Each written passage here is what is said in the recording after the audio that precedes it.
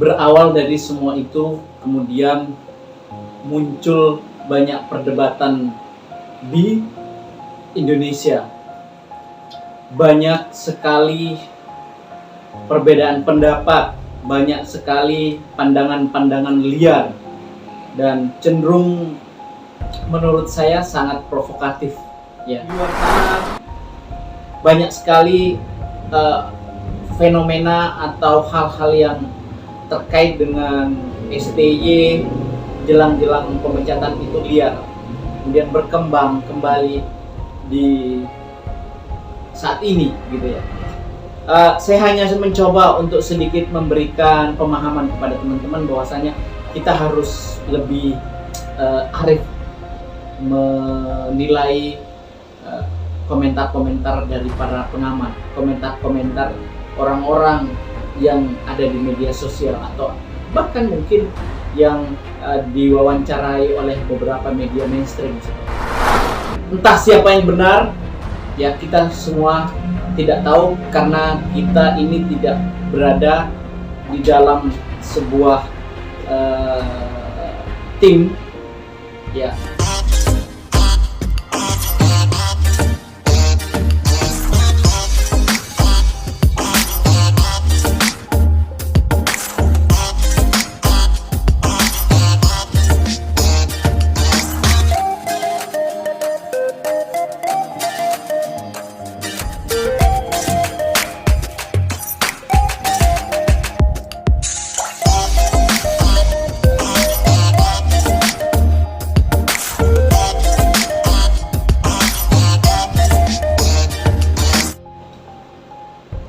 Assalamualaikum warahmatullahi wabarakatuh. Apa kabar teman-teman? Jumpa lagi bersama Biodika Spot Channel di sini. Teman-teman, mungkin kita masih dalam suasana berduka dalam tanda kutip begitu, karena kita baru saja gagal lolos ke Piala Dunia 2026 lantaran kita harus kalah di pertandingan perempat antara Arab Saudi. Kita kalah tipis 2-3, kemudian melawan Irak juga kalah tipis 1-0 atau 0-1.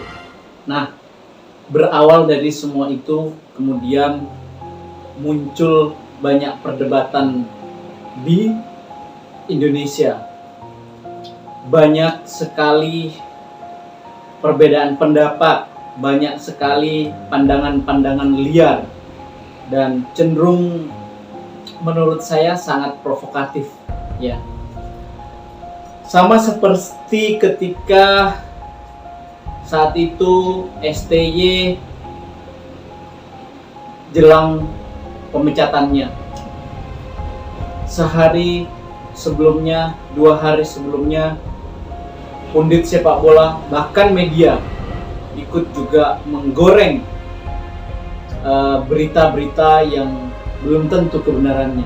Nah, sama persis apa yang terjadi sekarang ini. Kalau suasana seperti ini terus kita jaga, suasana seperti ini terus kita bina, maka sampai kapanpun menurut saya sepak bola kita tidak akan pernah maju, teman-teman. Karena seringkali kita mencoba untuk melakukan pressure begitu kepada federasi, kepada pelatih, yang seharusnya itu tidak perlu kita lakukan karena ranah kita bukan di ranah itu, begitu. Ya, kita tahu bahwa timnas Indonesia ini adalah pemiliknya, ya adalah kita semua, baik itu yang kontra maupun yang pro terhadap kebijakan-kebijakan atau kegagalan dari perjalanan timnas Indonesia, ya kita semua yang memiliki. Tetapi kita mesti harus sadar bahwa suasana yang sedang kacau seperti ini, kita mencoba untuk terus memberikan edukasi, memberikan harapan-harapan yang bagus, bukan justru mencoba untuk memancing di air keruh hingga suasana makin panas, suasana makin tidak terkendali, dan pernyataan, pandangan di luar sana juga ikut-ikutan liar. Tolong ya teman-teman semuanya, atau pengamat atau siapapun itu, ya coba kita mencoba untuk lebih ikhlas lah ya, bahwa memang belum saatnya kita harus mencapai ke Piala Dunia. Kita masih punya waktu. Itu yang mesti harus kita terus tanamkan. Karena apa? Di sosial media, di perbincangan-perbincangan dimanapun, yang menonton kita ini adalah penonton yang boleh dikatakan, mohon maaf kalau saya mengatakan, sumber daya manusianya tidak begitu bagus. Mohon maaf kalau saya harus berkata seperti itu. Sehingga apa yang kalian ucapkan itu kemudian digoreng, dan akhirnya semuanya menjadi kacau ya, perbincangan seperti itu. Teman-teman, kali ini saya ingin sedikit mengatakan bahwasanya kekalahan kemarin itu kita semua yang harus bertanggung jawab. Kita semua dalam arti orang-orang yang terlibat di dalam menangani timnas Indonesia itu ya semuanya harus bertanggung jawab, termasuk federasi, termasuk tim kepelatihan, bahkan mungkin juga termasuk para penonton yang selalu meminta, selalu berharap kita terus ingin menang, selalu berharap kita mesti harus ke Piala Dunia. Kita harus, tahun ini kita harus berada di sana. Tentu harapan itu memang harus ada ya, tapi tidak boleh harapan itu kita paksakan. Nah, teman-teman, saya ingin flashback ke belakang. Mungkin ini agak kurang enak ya, karena kita membicarakan hal-hal yang sudah lewat. Tetapi di luar sana banyak sekali fenomena atau hal-hal yang terkait dengan STY jelang-jelang pemecatan itu liar, kemudian berkembang kembali di saat ini gitu ya. Saya hanya mencoba untuk sedikit memberikan pemahaman kepada teman-teman bahwasanya kita harus lebih arif menilai komentar-komentar dari para pengamat, komentar-komentar orang-orang yang ada di media sosial, atau bahkan mungkin yang diwawancarai oleh beberapa media mainstream seperti itu, atau mungkin juga yang kalian baca di media-media online. Entah siapa yang benar, ya kita semua tidak tahu, karena kita ini tidak berada di dalam sebuah tim ya. Kalaupun ada di situ, tentu untuk meyakinkan publik bahwasanya berita ini benar, ya kita harus mengetahui kejadian itu, sehingga berita itu betul-betul valid. Kalau misalnya terpaksa harus kita lempar ke publik begitu, tidak semua ya, tidak semua kejadian-kejadian yang ada di dalam timnas itu juga mesti baik untuk kita lempar ke ruang publik, karena tentu ada banyak nanti pandangan-pandangan yang pro dan kontra. Jadi mesti kita harus hati-hati supaya suasana batin, suasana kenyamanan di timnas ya, atau sepak bola kita itu tetap akan terjaga dengan baik. Teman-teman, saya akan balik lagi ya. Kalau saya tidak berarti membela STY, atau tidak berarti berharap Patrick Kluivert itu tetap membela atau menangani timnas Indonesia. Saya hanya mencoba untuk mendudukkan persoalan ini dengan baik supaya tidak liar framing-framing daripada teman-teman netizen atau mungkin pengamat-pengamat. Kita tahu bahwasanya di beberapa platform media sosial gitu ada banyak cuplikan-cuplikan yang mengatakan STY tidak mampu menjaga suasana dalam tim waktu itu, sehingga kemudian itulah salah satu penyebab STY dipecat dari pelatih timnas Indonesia. Ada juga rumor yang berkembang bahwasanya STY ketika setelah kekalahan dari Cina waktu itu kemudian muncul perselisihan di dalam tim, dan juga ada yang mengatakan bahwasanya STY bermasalah dengan salah satu pemain sehingga kemudian pemain itu terjadi perdebatan yang sangat sengit hingga soal ban kapten itu pun ikut menjadi isu kemudian yang melatar belakangi pemecatan STY. Ada juga yang menganggap bahwa pemecatan STY itu diawali dengan gagalnya STY membawa timnas Indonesia U23 waktu itu di Piala AFF. Dan ini semuanya simpang siur. Nah, ketika di dalam sebuah wawancara, STY menjelaskan di situ dengan jelas bahwasanya dia sendiri tidak tahu apa penyebab dia dipecat, teman-temannya, pada saat itu. STY sudah mengklarifikasi bahwasanya kalau soal AFF tampaknya tidak, karena saya sudah berbicara banyak dengan PSSI. Erick Thohir, begitu maksudnya, bahwasanya Pak Erick Thohir mengatakan bahwa tidak usah berbicara tentang hasil, tidak usah berbicara tentang menjuarai turnamen ini, dalam hal ini AFF begitu waktu itu, cukup kita ingin memberikan menit bermain, pengalaman internasional kepada pemain-pemain ini. Ya sudah, kalau memang seperti itu, Pak Erick Thohir, Pak STY mengatakan bahwasanya memang kita targetnya bukan itu, bukan menjuarai turnamen ini. Tapi apa yang terjadi di luar sana mungkin teman-teman waktu itu ketika STY gagal, kemudian juga game plan-nya juga tidak bagus, taktikalnya juga tidak jalan waktu itu, kita hanya mampu menang melawan Laos, Brunei atau Laos ya waktu itu, lalu kemudian menahan imbang Filipina ya waktu itu, lalu kemudian dikalahkan oleh Vietnam di semifinal begitu. Muncullah kemudian banyak persoalan yang terjadi bahwa STY harus dipecat dan lain sebagainya. Itulah yang terjadi terkait dengan AFF. Lalu kemudian STY juga mengklarifikasi teman-teman bahwasanya tidak ada bermasalah dengan timnas Indonesia senior waktu itu setelah kekalahan dari Cina. Juga suasana di dalam tim ini juga bagus, tidak ada masalah.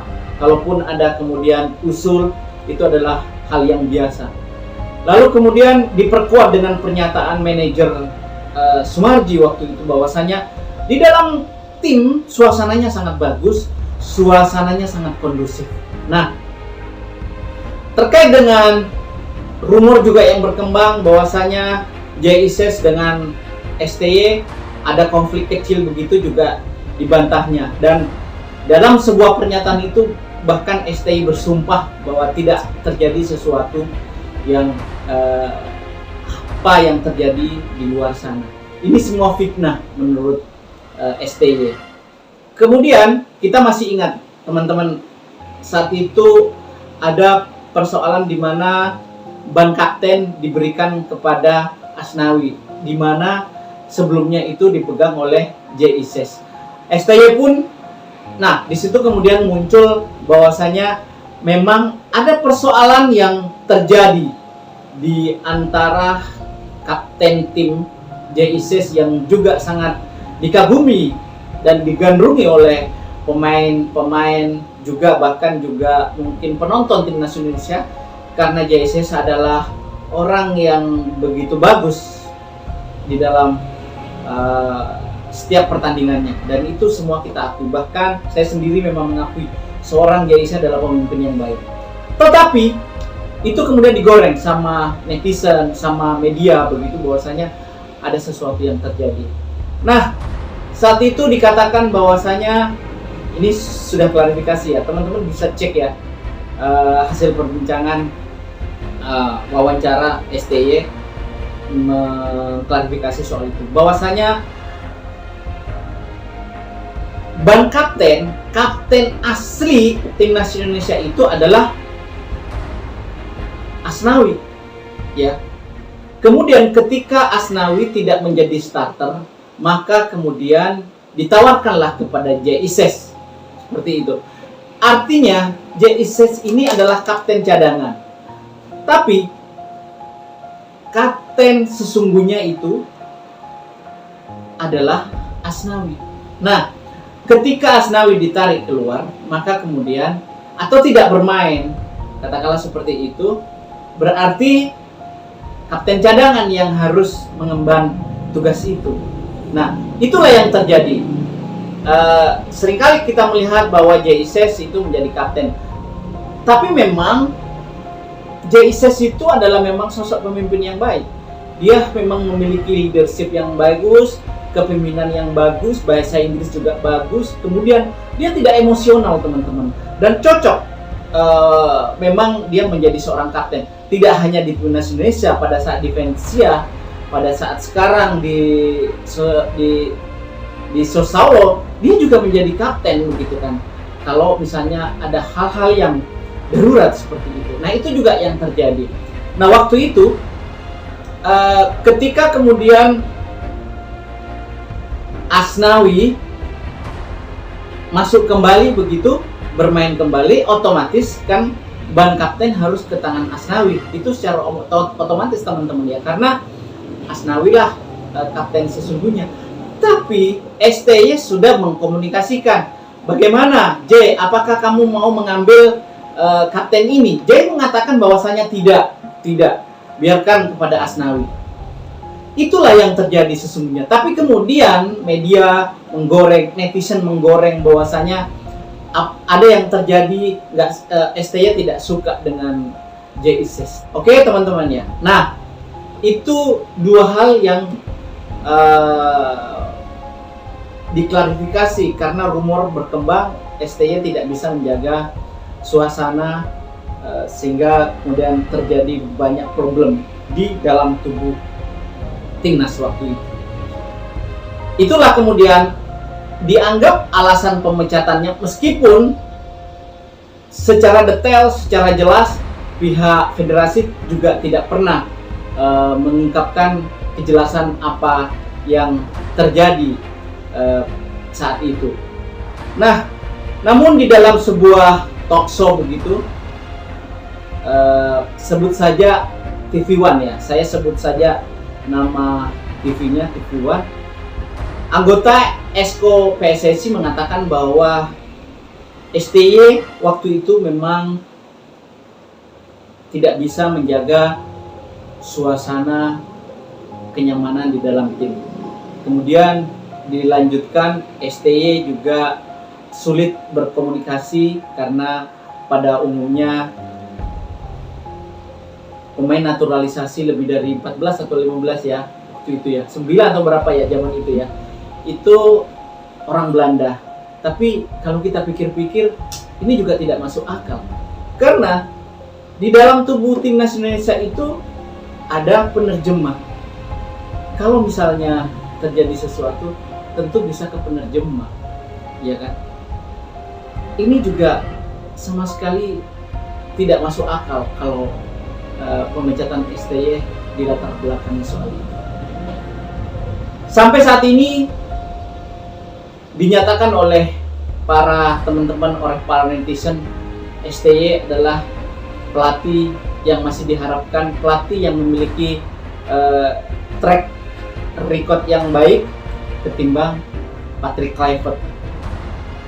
Dan itu mungkin perlu analisa lebih mendalam, karena tentu Patrick Kluivert 5 tahun menangani, sementara Patrick Kluivert baru beberapa saat. Nah, saya berkata seperti ini tidak bermaksud mencoba untuk membanding-bandingkan, tapi saya hanya mencoba untuk memberikan penegasan atau penjelasan kepada teman-teman bahwasanya sekarang ini kita mesti harus mengucapkan banyak terima kasih kepada kedua pelatih dari dua negara ini, bukan untuk mencaci maki. Lebih-lebih Patrick Kluivert gagal membawa Indonesia ke Piala Dunia. Jadi kita tidak boleh kemudian apalagi sudah ada Patrick tagar Patrick out seperti itu. Nah, itu sangat tidak baik untuk perjalanan sepak bola kita, teman-teman. Meskipun kita tahu bahwa Arab Saudi bisa saja mengganti ketika Roberto Mancini kurang apa? Membawa Italia Piala Euro begitu kan ya. Dia juga menangani tim-tim klub Eropa yang bagus ya, CV-nya luar biasa. Beberapa saat saja 6 bulan kalau tidak salah dipecat oleh Arab Saudi. Graham Arnold yang sekarang ini melatih Irak itu dipecat juga sama Australia ya kan, lantaran Indonesia mampu menahan imbang 1-1, tapi kemudian kemarin bersama dengan Irak, Graham Arnold bisa membalaskan sakitnya itu, barangkali begitu. Bukan itu yang ingin saya katakan. Yang ingin saya katakan di sini bahwasanya perjalanan timnas Indonesia ini memang beragam. Tidak boleh kemudian ketika ada kekalahan, ketika ada ketidakpuasan lalu kemudian ujungnya adalah pemecatan. Tidak boleh seperti itu. Kalau seperti itu cara pandang kita, berapa banyak kita mau memakai pelatih berkualitas sekalipun. Nah, seperti itu. Menurut saya STY luar biasa, memiliki pengalaman yang cukup di soal pelatihan, termasuk pernah melatih Piala Dunia, bahkan membawa Korea ke runner up Piala Dunia waktu itu. Sementara Patrick Kluivert memang tidak memiliki pengalaman, bahkan melatih tim yang level yang bukan level yang baik pun, bukan tim yang veteran pun juga tidak bisa membawa tim itu ke arah yang lebih baik. Bahkan beberapa kali dipecat dari timnya karena gagal. Tapi ya kita mesti harus memberikan kesempatan seperti itu kepada mereka untuk terus bekerja. Begini teman-teman,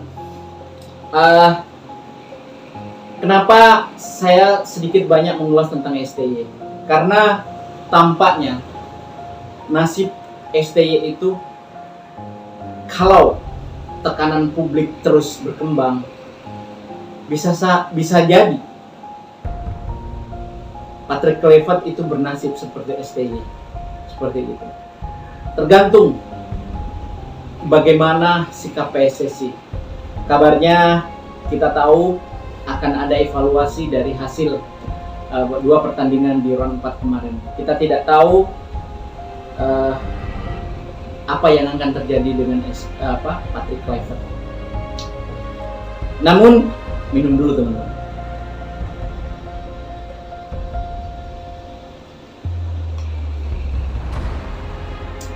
Saya tutup ya. Nanti dikira nanti di endorse kita. Supaya tidak kelihatan. Oh ya, satu lagi yang tertinggal. STY sempat mengatakan seperti ini di dalam wawancara itu, bahwasanya ada oknum ya. Saya katakan oknum di sini. Kita juga tidak boleh menyebut namanya.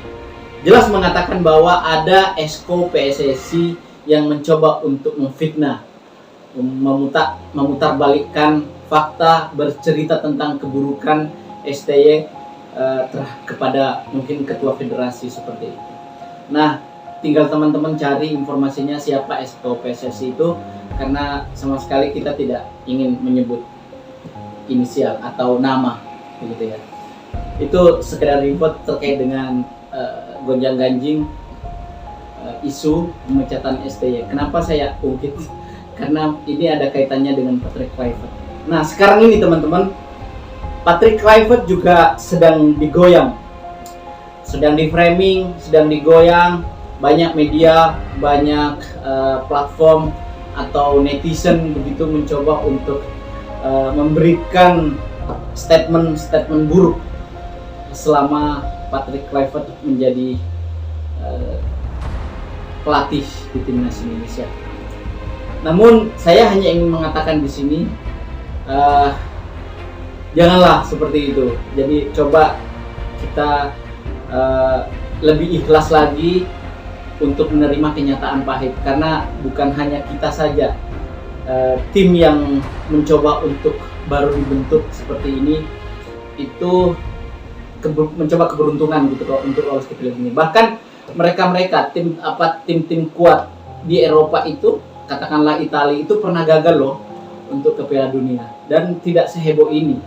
Kemudian banyak lagi, Inggris juga pernah gagal tahun berapa itu ya, saya lupa, ke Piala Dunia. Mereka biasa aja, meskipun ada perdebatan di internal, di eksternal mereka, tapi tidak sejorok kita gitu kan ya, tidak se-ekstrim kita.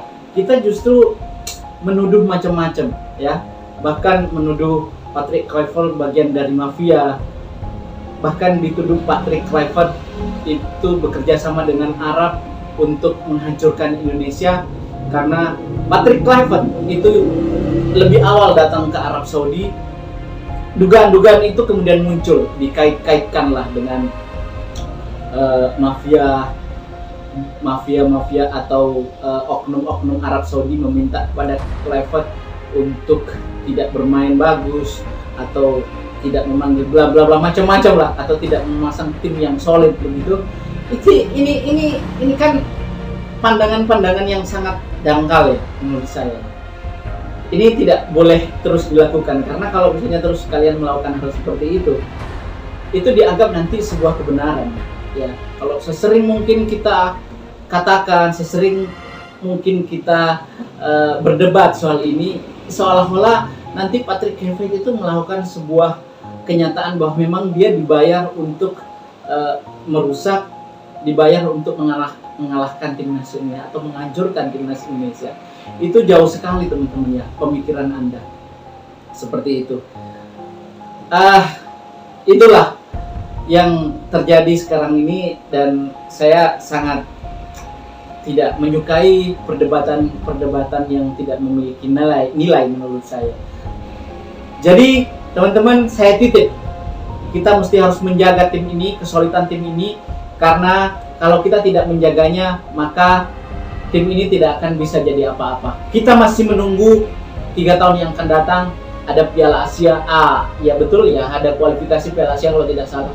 Oh enggak, kita sudah lolos ya, ada Piala Asia, dan mesti kita harus menunggu 3 tahun yang akan datang juga kualifikasi Piala Dunia. Dan saya pikir kita semua harus bekerja, kita semua harus mendukung federasi. Terima kasih, sudah panjang tampaknya apa yang saya bicarakan ini, tapi mudah-mudahan teman-teman tidak bosan ya mendengarkannya, karena ada makna yang tersirat di dalam apa yang saya bicarakan ini begitu penting, terutama teman-teman yang menghargai perjuangan timnas Indonesia hingga sampai ke RON ini. Semoga video ini bermanfaat. Assalamualaikum warahmatullahi wabarakatuh.